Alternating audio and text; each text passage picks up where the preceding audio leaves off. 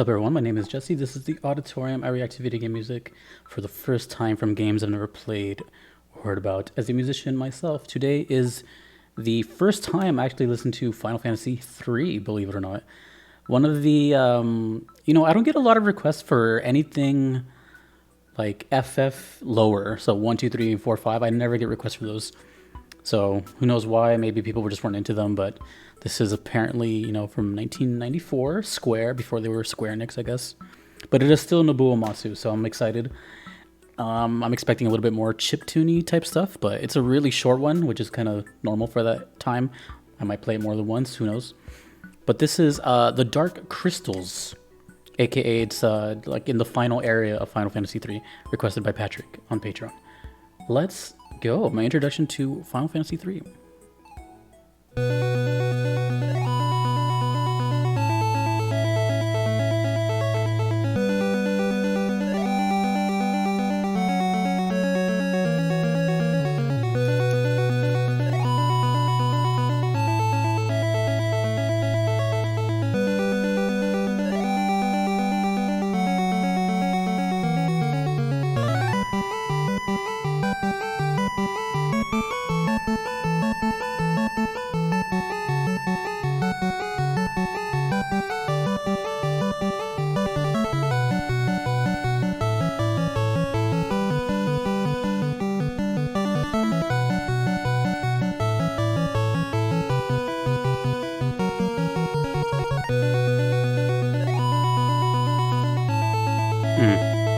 So it's two parts. It's already catchy.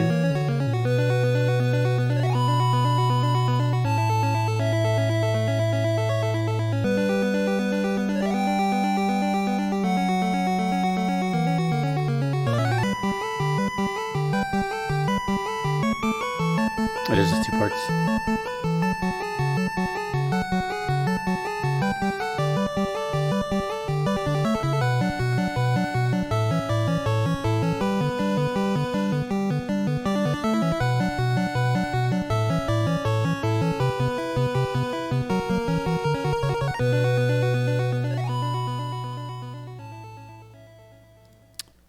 I'm going to listen to that again because it was so short, but it's pretty cool.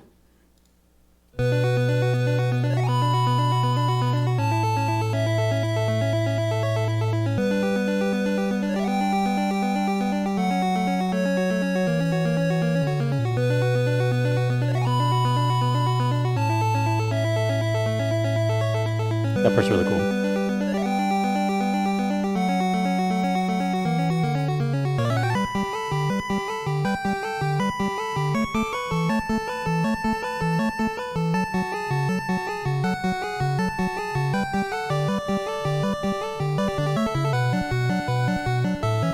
This really reminds me a lot of like Pokemon on the Game Boy.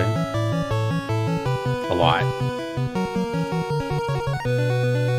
Which is way before Pokemon anyways, but still.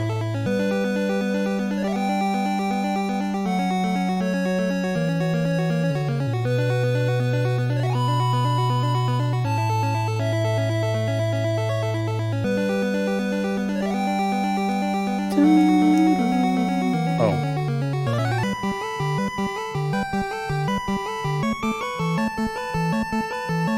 It sounds dark, yet still kind of hopeful. Especially this part. And then this part sounds kind of tense. Dun dun dun dun dun dun dun. So it's like tense, happy, and then kind of dark. It's gonna go back to the dark. It starts dark.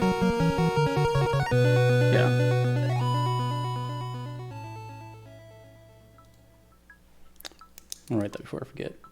Okay. Well, first thing that came to mind immediately was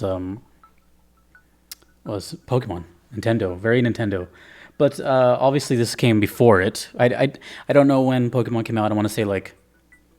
Either way, it was before that. Pretty sure. But I'm just saying I heard Pokemon first. I grew up with a Game Boy Color. And when I hear stuff like this, my brain immediately goes to like, biking around like the areas and like Lavender Town and Cerulean City, all those kind of like little jingle type tunes is the first thing my brain goes to. But this was kind of interesting because I have known Nobuo Matsu on this channel as this kind of like really like epic producer and songwriter. But it's very interesting hearing like the early stuff where the limitations were so like abundant. So, for example, I think now if I were to hear a kind of I don't know, modern, let's just say from like FF7 up, I would kind of be able to tell if it was him without knowing like the name of the song or anything. But if I heard this, I would have never guessed that was like Nobuo Matsu. Not that it doesn't sound like him per se, or he found himself. It's just this style, these like limitation of chiptunes and stuff. I feel like it was kind of shared among a lot of composers to kind of like, and I don't mean that in a bad way. I just mean like, that's what I mean by limiting. Not even just like the instruments, but I feel like all those composers, in a way, kind of melded together. I hope that doesn't sound controversial, but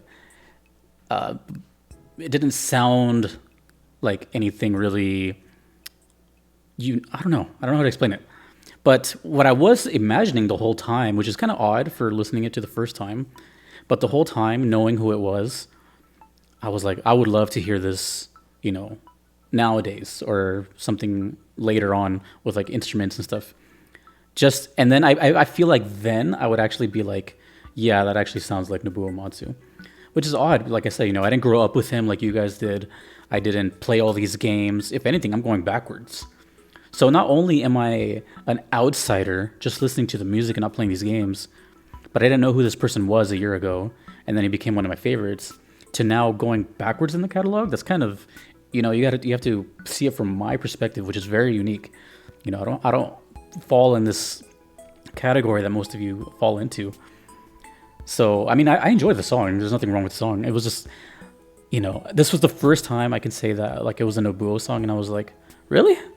I would have never guessed. It just sounded like a song from like a Nintendo. But it was cool though. I did like the layers. What did I write here? Oh, I had a very castle feel, a very organ. I imagine that to me the song was like in 3 sections. I believe it was. Yeah, it was like kind of like that menacing start, and then the kind of hopeful second part, and then the third part was like more intense. It seemed like more of like the climax or something. I know this is the final area, but I don't know if this is a battle happening here. So, and I'm sure this loops like constantly. It's only a minute 30, minute 40. But that first part, it put this setting in my head. Also, just like the way the text looks, it kind of looks, sort of castle-ish, medieval type thing. I don't know what the setting is. I've never even seen a screenshot of this game. But, yeah, the first thing I got was kind of this dark, menacing, vampiric sort of, or just knights, something like that. And then the second one reminded me of, I guess, just like hopefulness and kind of like light at the end of this tunnel, since it's the final area type of thing. And then that third part just reminded me of kind of a mixture of both those things. It's kind of intense, and you're like in this final moment or whatever. I'm not sure if it's the last song you hear per se, or if there's another like boss right after it. But it was interesting. I really liked it. It was just full of arpeggios. Like the whole thing was just full of arpeggios. But the whole time I just kept thinking, I'm like, I would love to hear this on a huge organ, like a church organ, something like that. It deserves instruments, I guess, is what I kept saying in my head. Like, this is cool. Like, especially this part, this very intro part. Has a really cool. It kind of deviates you from where your brain thinks it's gonna go. It kind of goes. Here, let me do it.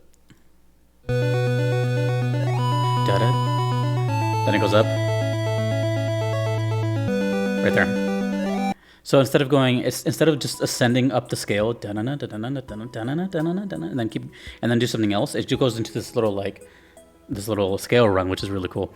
So I kept paying attention to that the whole time, even though the the lead was like super super catchy and I was like humming it already. That part to me, the lead slow part, that to me was like the closest to like a Nobuo sound that I got from this.